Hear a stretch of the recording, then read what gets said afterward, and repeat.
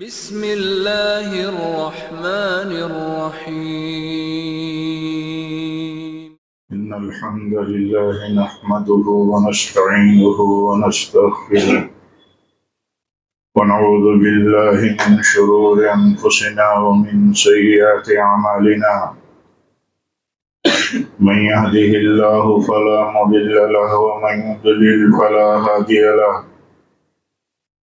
وأشهد أن لا إله إلا الله وحده لا شريك له وأشهد أن محمدا عبده ورسوله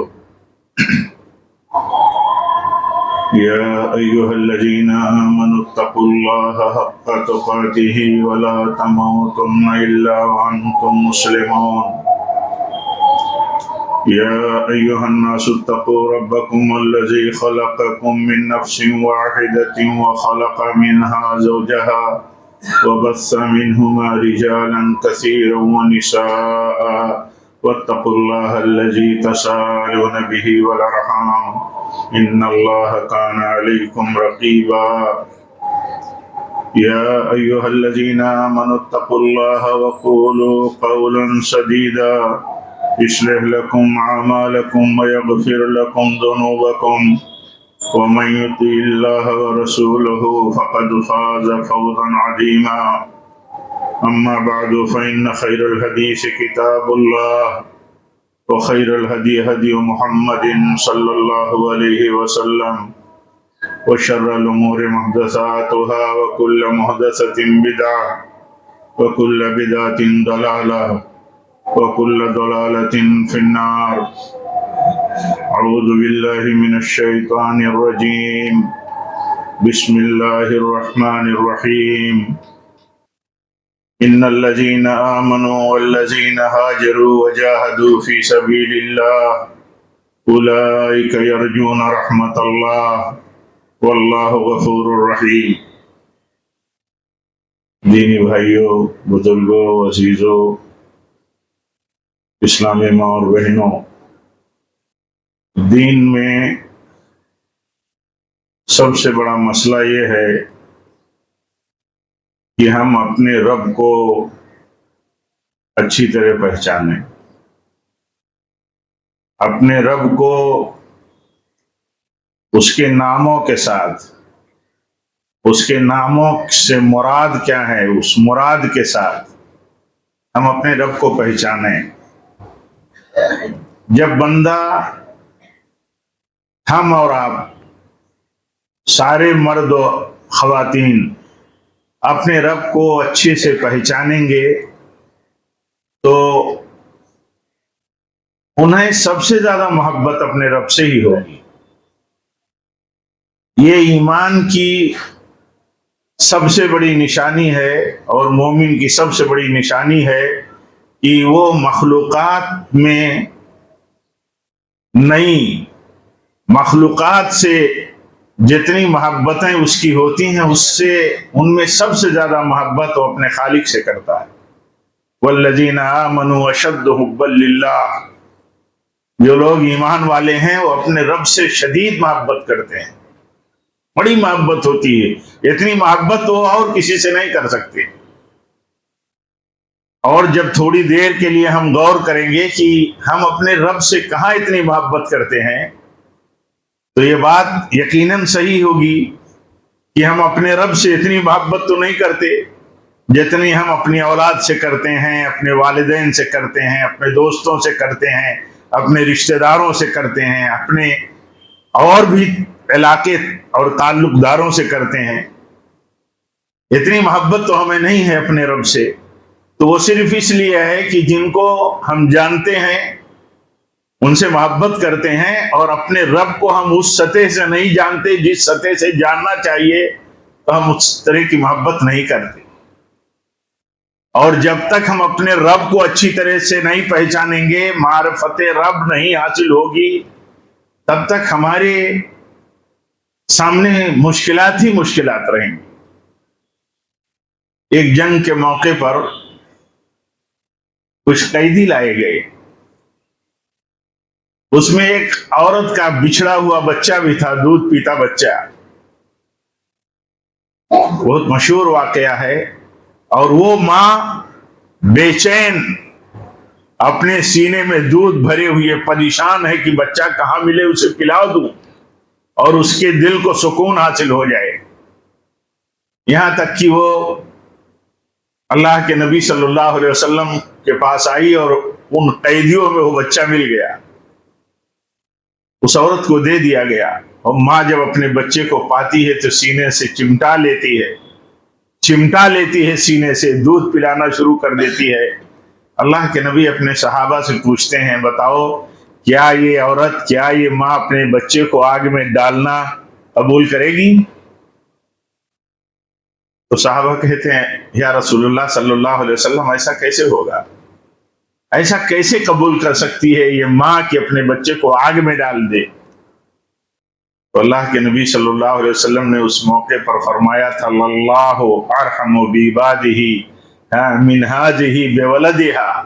آپ نے فرمایا کہ یہ ماں جتنی مہربان ہے، جتنی شفیق ہے، جتنی محبت نچھاور کر رہی ہے اپنے اس بچے پر، اس سے زیادہ اللہ تعالیٰ اپنے بندوں پر مہربان.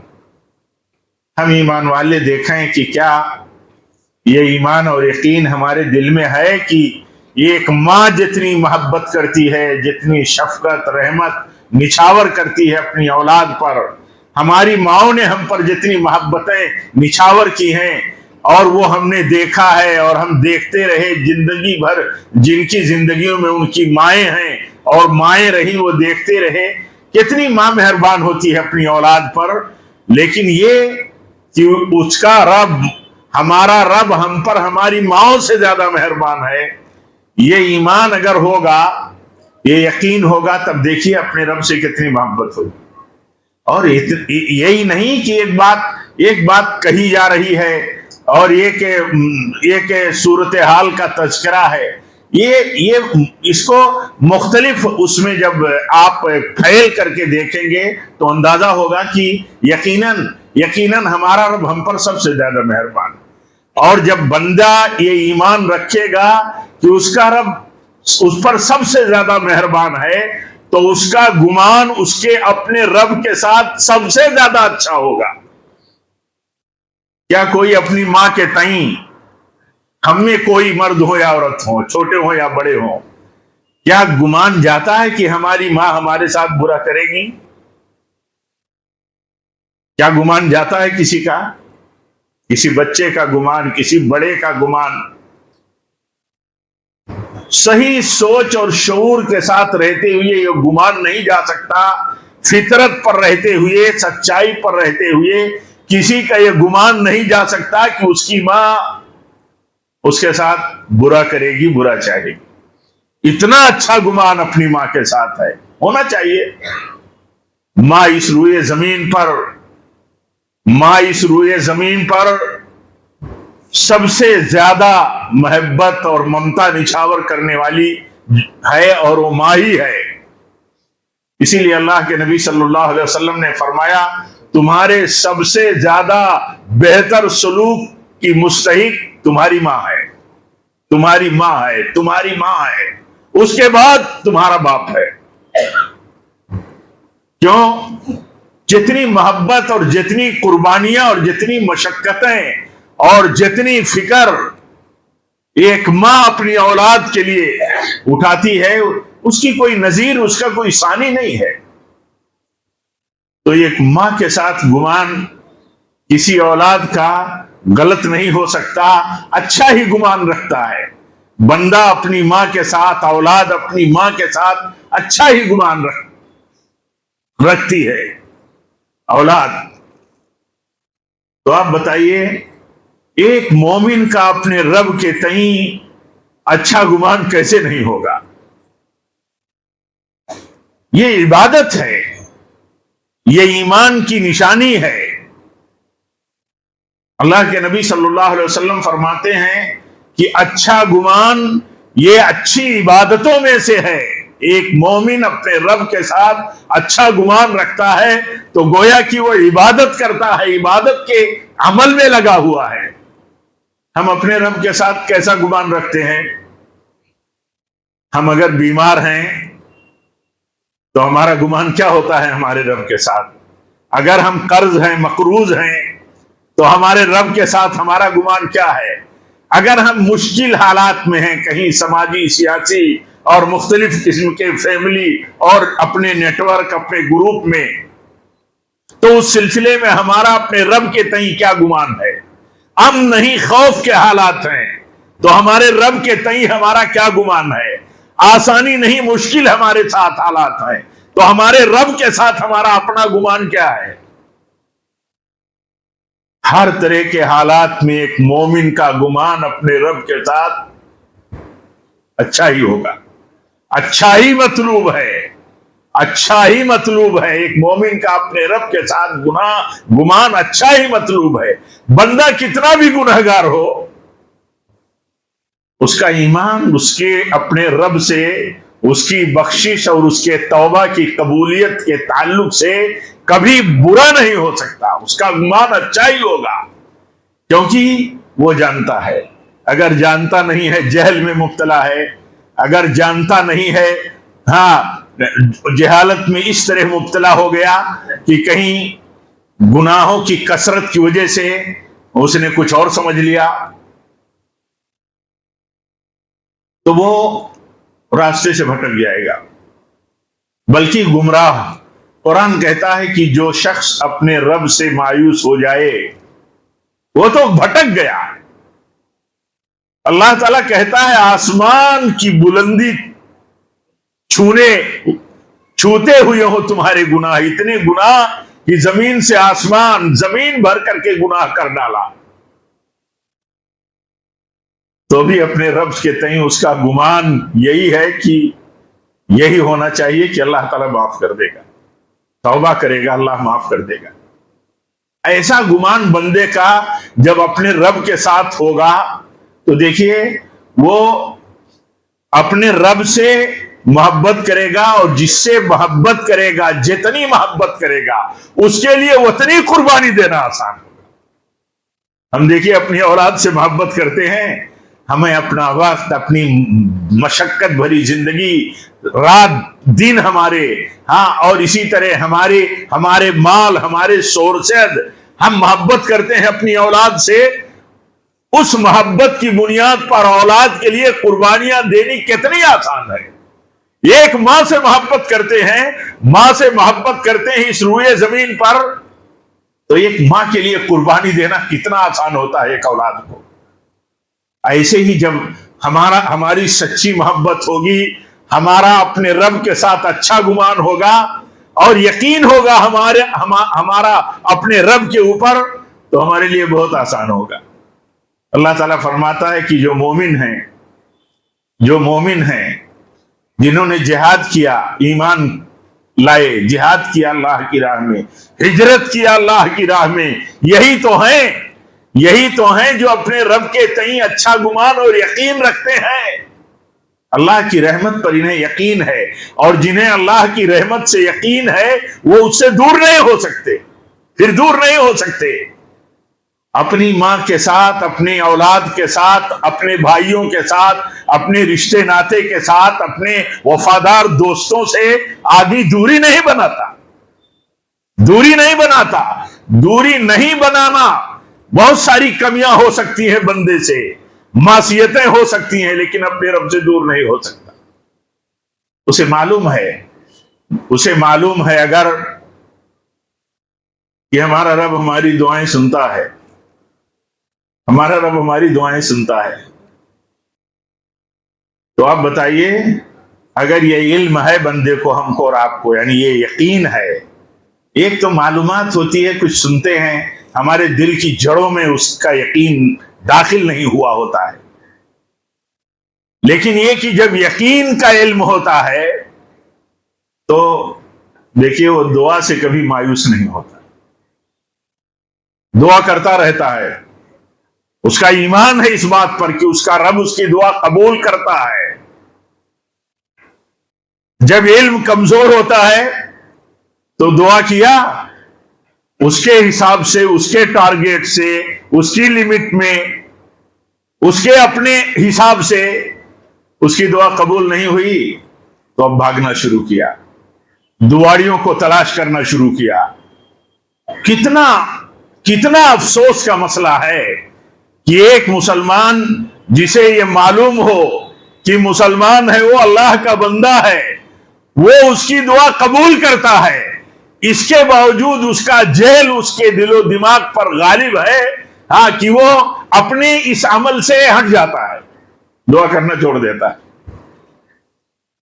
जब उसका अपने रब पर सही और अच्छा गुमान होगा तो जिस चीज के लिए दुआ करेगा, अगर वो चीज उसी शक्ल में उसे नहीं मिलेगी, तब भी उसका गुमान अपने रब के साथ अच्छा ही रहेगा, मजबूत ही रहेगा, यकीन ही रहेगा, भरोसा पुख्ता ही रहेगा, तवक्कुल सच्चा ही रहेगा अपने रब पर। क्यों? उसे पता है कि उसका रब उसकी दुआ आदाब और ज़ाब्ते के साथ जब की जाएंगी तो कबूल करेगा। हदीस में आता है कि जो भी मुसलमान इस रुए जमीन पर अल्लाह से दुआ करता है, उसकी दुआ अल्लाह कबूल करता है। यह इल्म यकीन की हद तक है। जिस बंदे को अपने रब पर ईमान है और जिस बंदी को, अल्लाह की बंदी को अपने रब पर ईमान है, वो ये तसव्वुर नहीं करेगी कि मेरी दुआ कबूल नहीं होगी। वो अपनी दुआ करे, कहीं किसी से दरखास्त कर दी कि आप दुआ करें, कोई सालेह इंसान हो, लेकिन उसका अगर ये भरोसा अपने ऊपर, अपने रब के तई, अपने अंदर कायम नहीं है, तो जहल में मुब्तला है कि उसकी दुआ नहीं कबूल होगी। दुआ की कबूलियत की शक्ल है, बंदा कभी अपने रब से बदगुमान नहीं हो सकता। दुआ की कबूलियत की शक्लें हैं, कभी हूबहू दुआ कबूल हो जाती है जैसे बंदा करता है अपने रब से, जैसे एक अल्लाह की बंदी करती है अपने रब से, वैसे ही अल्लाह ताला कबूल कर लेता है। आप सोचिए, कभी उसी शक्ल में दुआ कबूल नहीं की अल्लाह ताला ने, लेकिन उससे बेहतर भी शक्ल हो सकती है। उससे बेहतर कौन सी शक्ल हो सकती है? दुआ करने वाला बंदा, दुआ करने वाली अल्लाह की बंदी को कहां पता है उसके हक में उससे बेहतर क्या हो सकता है, या बेहतर करने वाला हमारा रब, आपका रब जो बेहतर है वो हमारे हक में करता है, तो कहीं गुमान गलत नहीं हो सकता। हदीस में आता है, कभी हूबहू रब्बुल आलमीन दुआ करने वाले की दुआ कबूल करता है, कभी उसके ऊपर आने वाली बला को उस दुआ की वजह से टाल देता है। एक आदमी बीमार है, मान लीजिए हम में हमारा कोई भाई बीमार है, आप में कोई बहन बीमार हैं, वो दुआ करती हैं कि ऐ अल्लाह इस बीमारी को तू दूर कर दे, ऐ अल्लाह इस बीमारी को तो दूर कर दे, ऐ अल्लाह इस बीमारी को तो दूर कर दे। बंदा दुआ करता रहता है, अल्लाह की बंदी कोई किसी मर्द में मुब्तला है, दुआ करती रहती है, वो बीमारी नहीं दूर होती, नहीं जाती है। उस वक्त एक बंदे का ईमान जर्रा बराबर हिलना नहीं चाहिए, डगमगाना नहीं चाहिए। हमारी दुआ अल्लाह ताला ने हम पर हमारी मां से ज्यादा मेहरबान है, इसी शक्ल में नहीं कबूल करता है, तो हो सकता है इससे बुरी कोई बीमारी या इस बीमारी की शक्ल और खतरनाक हो, अल्लाह ताला ने उससे हमें बचाया है। देखिए गुमान अपने रब के साथ। तो कभी आने वाली बला, कभी आने वाली मुश्किल को अल्लाह ताला उसी दुआ को, जिस दुआ को हूबहू अल्लाह कबूल नहीं करता, उसको टाल देता है। उसके बदले में अल्लाह ताला किसी मुश्किल को उस दुआ की बरकत से टाल देता है। और कभी कभी किसी मुश्किल में अल्लाह ताला अपने बंदे को डाले होता है, दुनिया की मुश्किल है, वो दुआ करता है कि इस मुश्किल से हमें नजात मिल जाए, दुआ करता है इस मुश्किल से हमें नजात मिल जाए, नजात नहीं मिलती है। हदीस में आता है कि वो दुआ उसके लिए आखिरत के लिए जखीरा और आखिरत की कामयाबी की कुंजी बन जाती है। अब आप सोचिए, एक मोमिन बंदे को, एक मोमिना खातून को अगर किसी मुश्किल में पड़ जाने के बाद वो मुश्किल नहीं दूर होती और वो दुआ करते रहते हैं, दुआ करती रहती है खातून, उसका गुमान اس کا گمان اپنے رب کے ساتھ کبھی غلط نہیں ہو سکتا. اس لیے نہیں ہو سکتا کہ اس دعا کی برکت سے اللہ تعالیٰ اس سے بڑی کوئی چیز دے سکتا ہے. کتنا مشہور واقعہ ہے، سنتے رہتے ہیں، بیان کیا جاتا رہتا ہے کہ ایک خاتون آئی اللہ کے نبی کے پاس. انہیں فٹ آتی تھی، انہیں دورہ آتا تھا. عرض کیا ہے رسول اللہ صلی اللہ علیہ وسلم دعا کر دیجئے کہ اللہ تعالیٰ مجھے اس بیماری سے نجات دے دے. تو آپ نے فرمایا کہ میں دعا کر دوں تمہیں اللہ نجات دے دے، میری دعا قبول کرے. یہ تم پسند کرتی ہو یا یہ پسند کرتی ہو کہ اس بیماری پر تم صبر کر لو اور اس صبر کے بدلے میں، اس بیماری پر صبر کے بدلے میں اللہ تمہیں جنت دے دے. مسلمان آج دنیا میں اس موضوع کو کس لیول پر، کس سطح پر اٹھاتا ہے اور ریز کرتا ہے. ہماری دعائیں کہاں ہیں؟ ہماری دعائیں پتہ نہیں کتنی جہالت عام ہے، پتہ نہیں لوگ علم سے اور علماء سے کتنے دور ہو گئے، اسلام کی بنیادی اور اصولی تعلیمات سے کتنا دور ہو گئے. اپنی کمیوں، اپنے ایمان کی کمیوں، اپنے علم کی کمیوں کا رونا رونے کے بجائے سیدھا ساری امت، سارے مسلمانوں کے ایمان اور عقیدے اور ان کی دعاؤں پر تبصرے کرتے. اگر یہ علم ہو کہ ایمان والا بندہ گنہگار ہوگا تو بھی، اور ایمان والا ہے، بندہ ہے، تو گنہگار کیوں نہیں ہوگا؟ کہیں ایسا ہو سکتا ہے کہ کوئی بندہ گنہگار نہ ہو؟ کسی اللہ کی بندی سے کہیں گناہ سرزد نہ ہو؟ کہیں ایسا ہو سکتا ہے؟ ایک صحابی رسول کی وفات کا وقت آیا تو کہنے لگے کہ میں نے نبی صلی اللہ علیہ وسلم سے ایک بات سنی تھی، آج چاہتا ہوں کہ بیان کر دوں. تو وہ بیان کرتے ہیں کہ اللہ کے نبی نے فرمایا تھا کہ اگر بندے گناہ نہ کریں تو اللہ تعالیٰ ایسے لوگوں کو پیدا کرے گا کہ جن سے گناہ سرزد ہو اور پھر وہ اللہ سے توبہ کرے. تو بندے سے تو گناہ ہوگا، بندہ گناہ کرے گا، اللہ تعالیٰ سے توبہ کرے گا. گناہ کے بدلے میں اگر کسی مشکل میں پھنسا تو مشکلات اس کے لیے کیا ہیں؟ کہیں ہم اپنے کرتوتوں سے کسی مشکل میں پھنس گئے تو اس مشکل میں پھنس جانے کے وقت بھی ہمارا ایمان ہونا چاہیے کہ یہ مشکل ہمارے لیے اللہ تعالیٰ کی طرف سے رحمت ہو سکتی ہے کہ ہم اپنے گناہوں پر نظر ثانی کریں، توبہ کریں.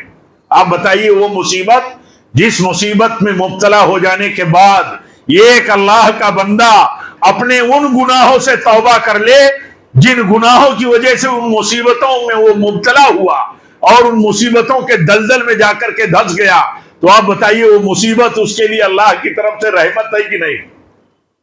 رحمت ہے اللہ کی طرف سے، اللہ کی طرف سے رحمت ہے. جو بیماری ہمارے گناہوں کا کفارہ ہو جائے، آپ بتائیے وہ بیماری اللہ کی طرف سے رحمت ہے کہ نہیں رحمت؟ حدیث میں آتا ہے کہ قیامت کے دن لوگ دنیا میں تکلیفوں کی بنیاد پر جو اللہ تعالیٰ کے ہاں بڑا بدلہ دیکھیں گے تو کہیں گے کہ اس سے بڑی تکلیفیں اگر اللہ تعالیٰ نے ہمیں دنیا میں مبتلا کیا ہوتا تو اچھا تھا. دنیا میں دیکھیے جان دے دینا، اس سے بڑی بات کیا ہے؟ اللہ کی راہ میں بندہ شہید ہو گیا،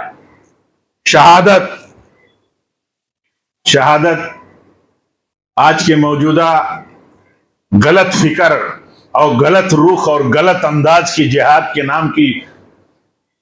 نام پر ہونے والی موت نہیں. حقیقت میں جسے شہادت نصیب ہو جائے، حدیث میں آتا ہے جنت میں جنتیوں کو داخل ہو جانے کے بعد شہداء کے سوا کوئی تمنا نہیں کرے گا کہ اسے دنیا میں لوٹا دیا جائے. کیوں؟ جان دے دی اللہ کی راہ میں، دین کی خدمت کے لیے، دین کی سربلندی کے لیے، دین کی حفاظت کے لیے، اور اسے جو بدلہ ملا ایک جان دینے کے بعد، تو شہید سوچے گا کہ بار بار ہمیں جان دی جاتی، ہمیں دنیا میں لوٹایا جاتا، اور بار بار ایک معمولی چیز اتنے بڑے انعام اور جنت میں اتنے اونچے درجے کے، اس کی کیا حیثیت ہے؟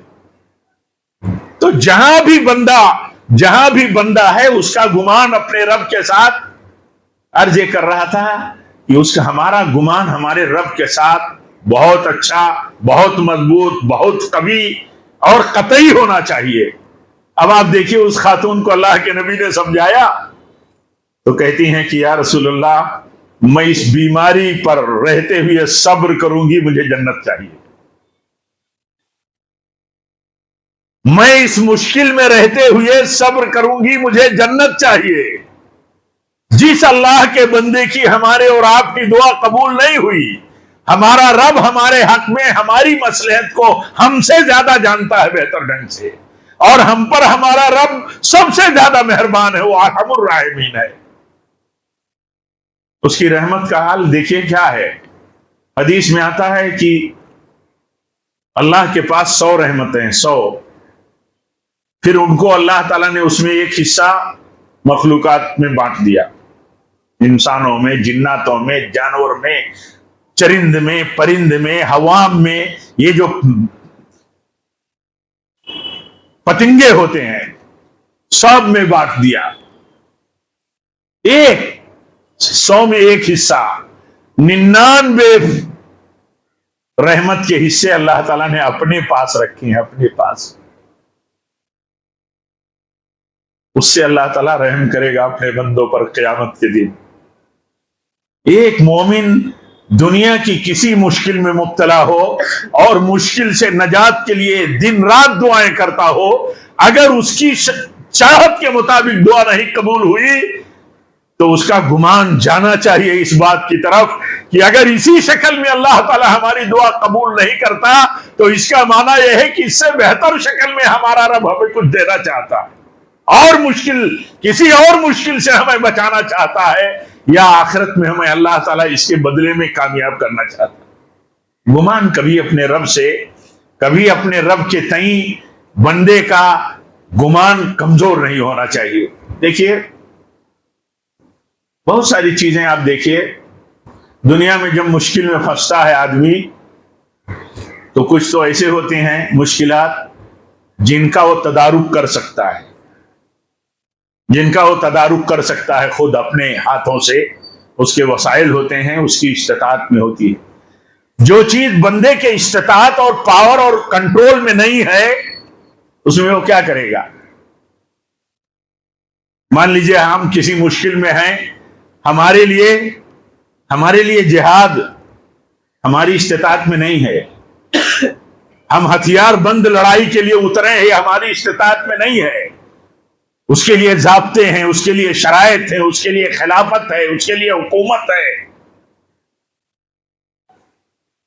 تو کیا ہمارے لیے طریقہ ہے؟ ہمیں اپنے رب پر پختہ ایمان رکھنا ہے کہ مشکل سے مشکل حالات میں بھی اللہ تعالیٰ چاہے گا تو نجات دے دے گا، اس کی قدرت سے کوئی چیز باہر نہیں، وہ ہر چیز پر قادر ہے، ہر چیز پر۔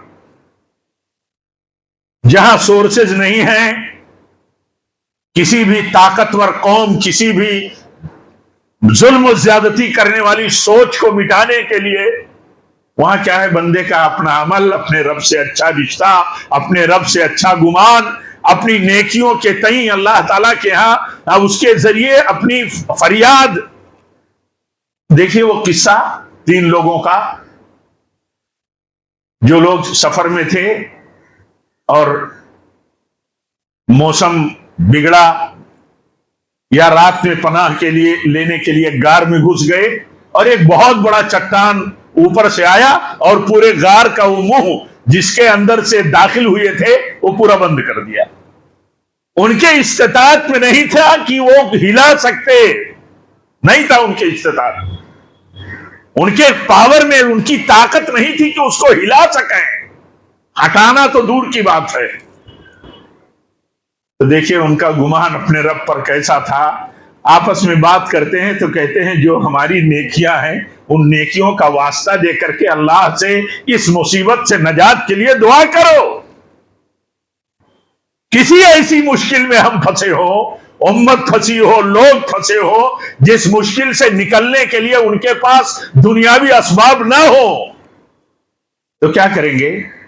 آگ میں کود جائیں گے، ہلاک کر لیں گے اپنے کو اور اپنوں کو، نہیں، اس کے لیے ضابطہ ہے. وہ ضابطہ یہی ہے، اپنے رب کے قدرت پر اور اس کے ناموں میں غور کرو.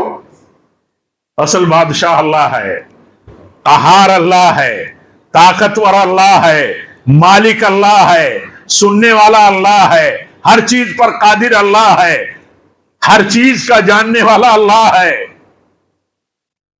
اس سے باہر کوئی چیز نہیں. سننے والا اللہ ہے.